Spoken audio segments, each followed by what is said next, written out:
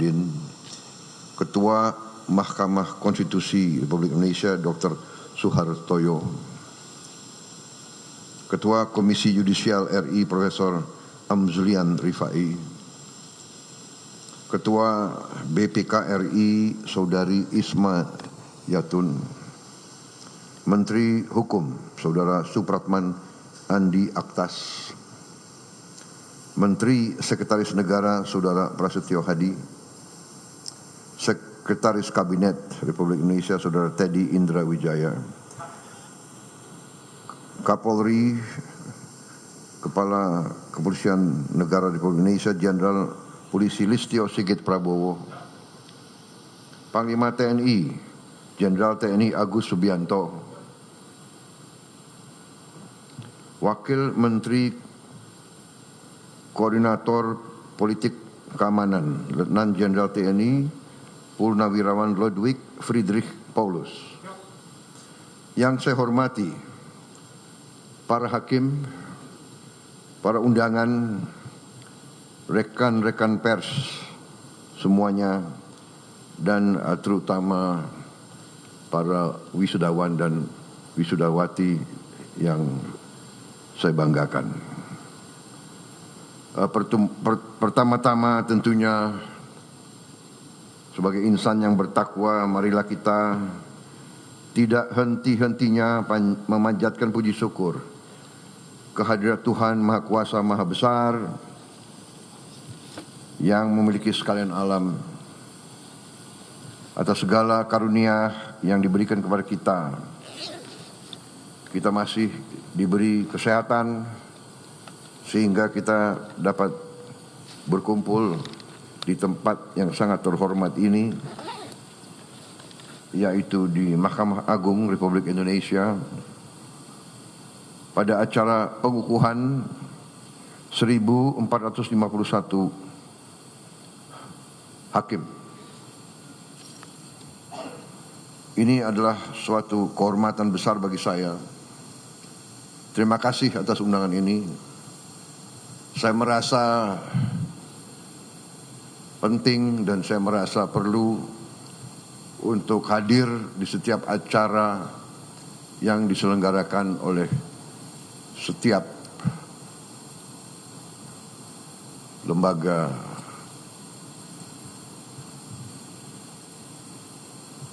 kehakiman, terutama Mahkamah Agung, Mahkamah Konstitusi, dan mahkamah-mahkamah lain. Saudara-saudara sekalian,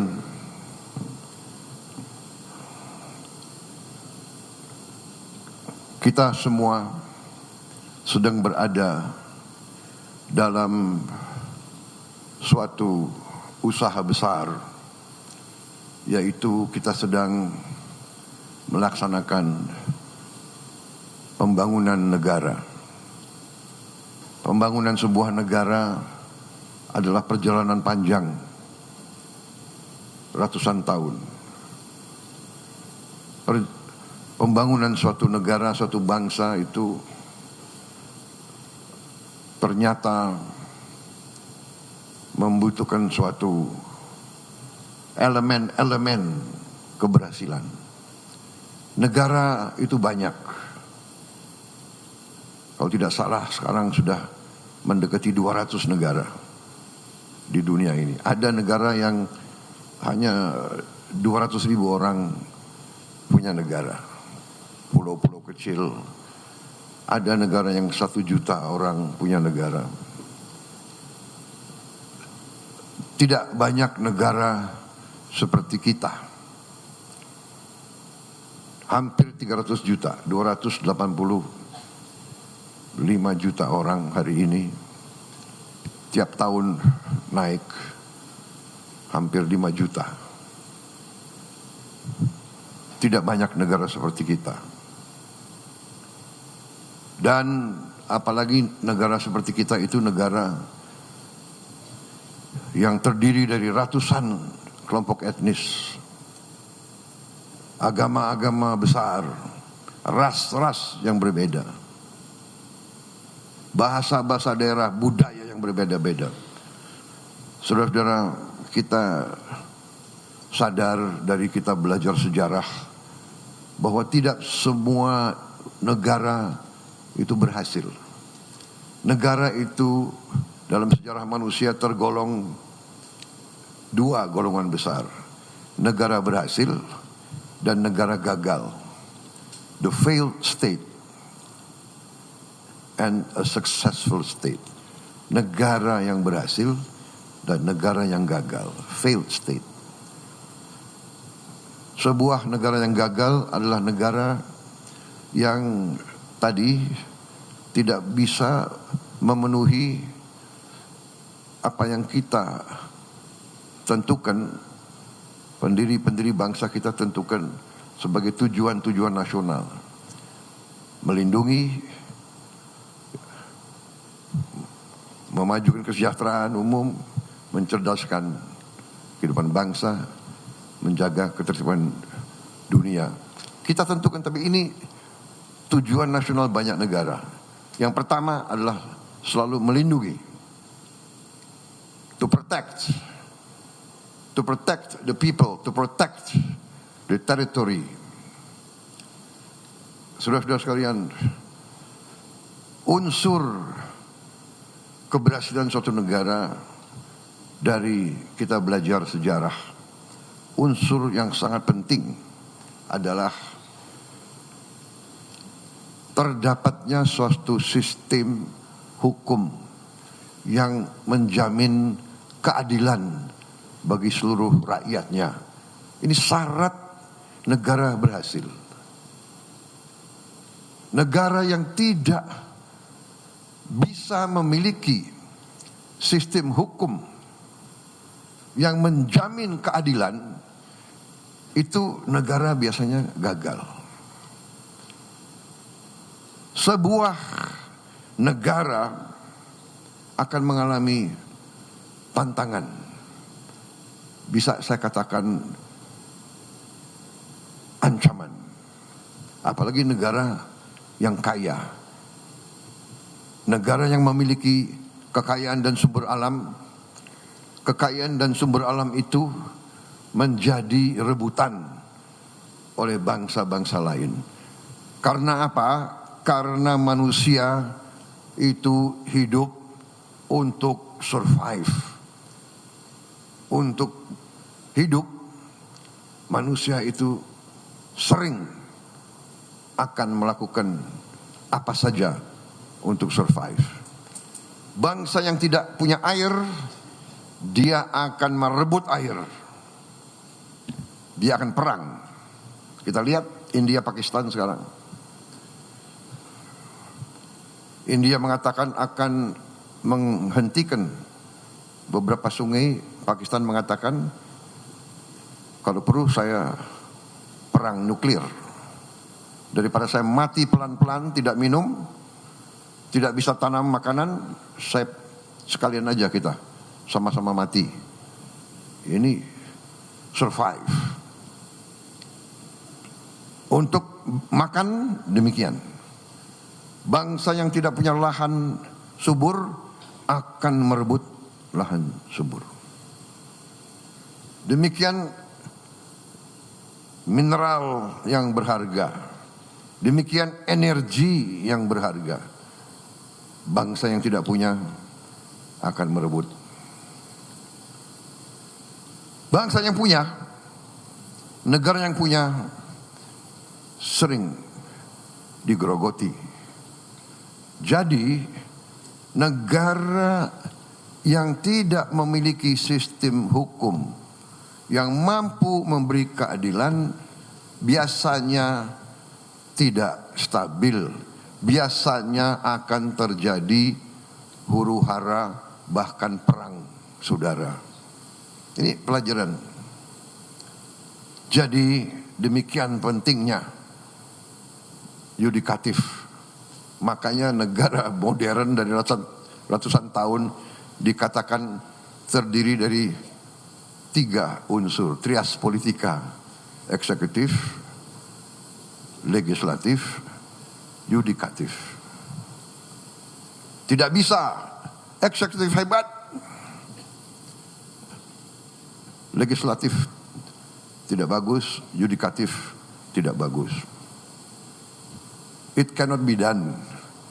Tidak bisa.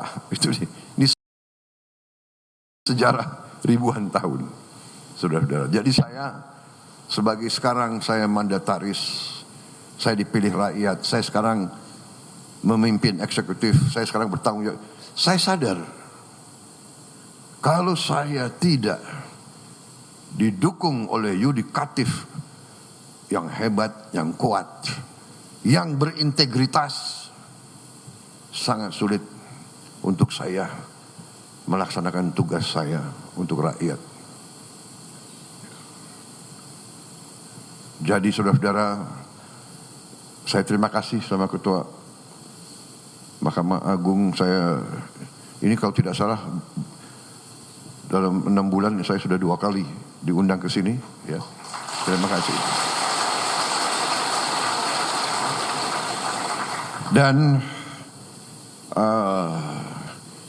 saya tidak mau panjang lebar kasih sambutan karena saudara pasti sudah tahu ujungnya di mana. Betul? Ini pidato ini bagus banget ini.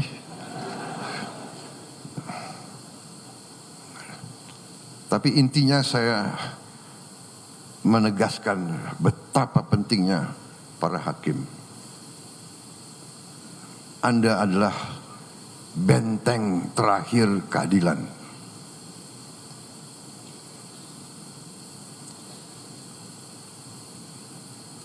Orang miskin, orang kecil hanya bisa berharap kepada hakim-hakim yang adil.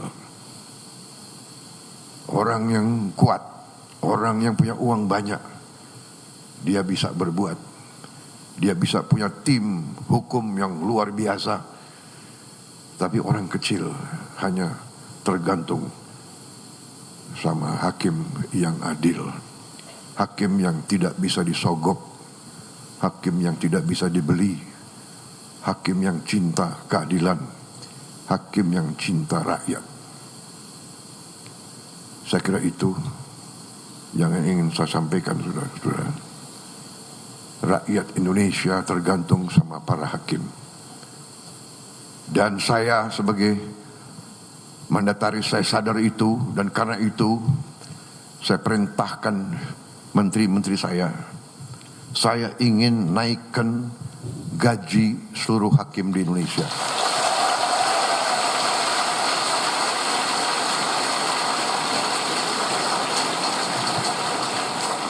Cari uangnya. Enaknya jadi presiden tuh tinggal perintah-perintah. Yang pusing menteri-menteri, terutama menteri keuangan. Saya minta dinaikkan. Datang ke saya, segini Pak, kurang.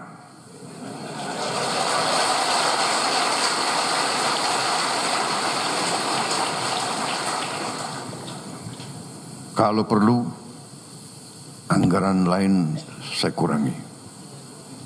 Di sini ada Panglima TNI dan ada Kapolri. Kalau perlu anggaran TNI dan Kapolri saya kurangi.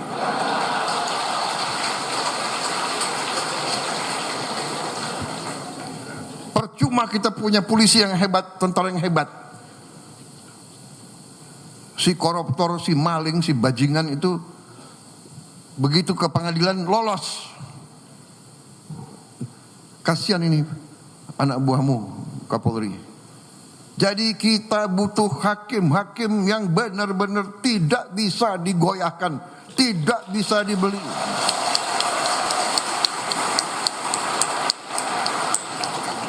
Dan begitu saya jadi presiden, saya kaget. Saya tanya, gimana kondisi hakim? Pak, para hakim sudah 18 tahun tidak menerima kenaikan. 18 tahun. Padahal hakim-hakim menangani perkara triliunan. Saya dapat laporan ada hakim yang masih kontrak. Tidak punya rumah dinas. dan sebagainya dan sebagainya. Perumahan sudah kita tertibkan, mudah-mudahan segera akan dilaksanakan. Kita besar-besaran akan lakukan pembangunan perumahan. Dan gaji, saya kira saya langsung aja ya.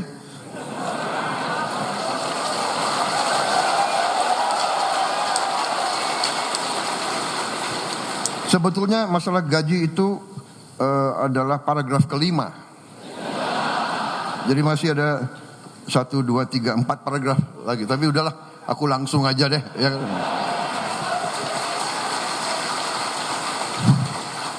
Intinya yang penting, Pak, yang penting pelaksanaannya, Pak. Jadi saya,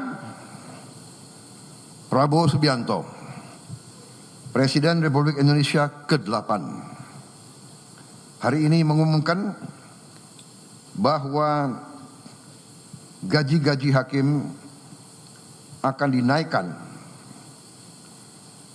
demi kesejahteraan para hakim dengan tingkat kenaikan bervariasi sesuai golongan, di mana kenaikan yang tertinggi mencapai 280%.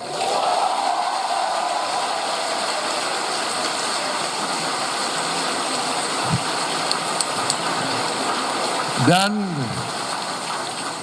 golongan yang naik tertinggi adalah golongan yang paling junior, paling bawah.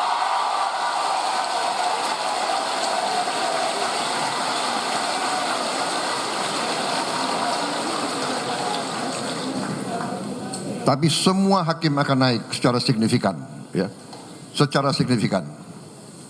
Dan saya monitor terus. Dan semua pegawai lain sabar. Sabar. Saya sudah lihat angka-angkanya, negara kita kuat, negara kita makmur, negara kita kaya.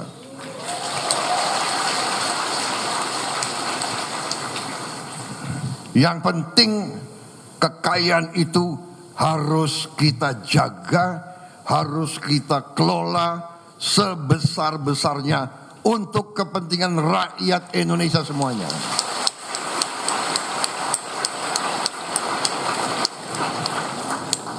Itu perintah Undang-Undang Dasar, dan Undang-Undang Dasar adalah sumber hukum kita yang tertinggi. Benar, Pak Ketua? Ya, saya benar. Saya itu kalau masalah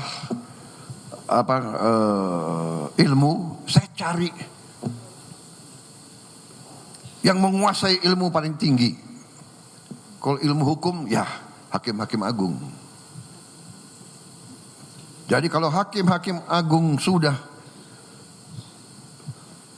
membenarkan, sudah ada fatwa, saya nggak ragu-ragu. Jadi Presiden disumpah untuk melaksanakan Undang-Undang Dasar Negara Republik Indonesia. Pak Ketua, benarkah? Kemudian Presiden juga disumpah untuk menjalankan segala perundang-undangan yang berlaku di Republik Indonesia. Benar? Saya tidak ragu-ragu, saya akan jalankan segala perundang-undangan di Indonesia.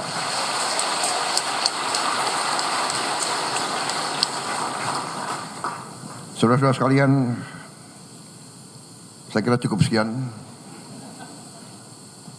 Yang penting itu kan? Saudara-saudara, semua unsur lain sabar. Saya menganggap bahwa saya tidak keliru, malah saya sebenarnya masih anggap ini kurang besar, tapi sudahlah. 18 tahun hakim tidak menerima, 3% aja nggak terima, benar. 5% aja tidak terima, benar. Hari ini Presiden Prabowo Subianto ambil keputusan naik yang paling junior 280%.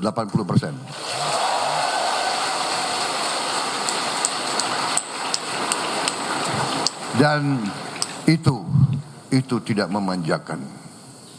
Itu tidak memanjakan. daripada uang negara dicuri oleh makhluk-makhluk yang nggak jelas itu. Berkali-kali saya kasih peringatan ya. Tapi mungkin orang Indonesia tuh kalau dikasih peringatan tuh masih nggak mempan. Tapi sebentar lagi dengan hakim-hakim yang kuat kita tegakkan hukum. Tegakkan hukum.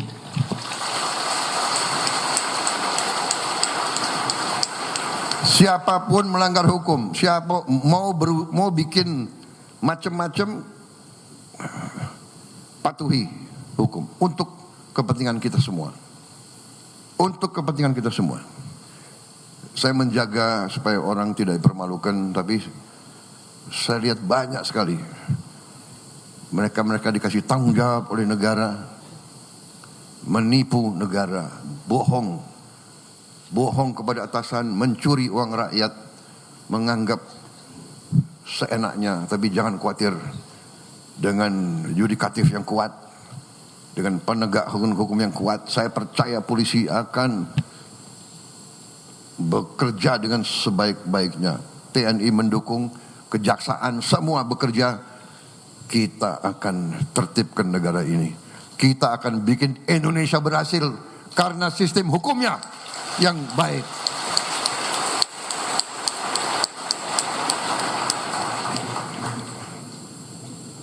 Yang lain normatif, menjaga marwah, profesionalisme, bla bla bla. Wassalamualaikum warahmatullahi wabarakatuh.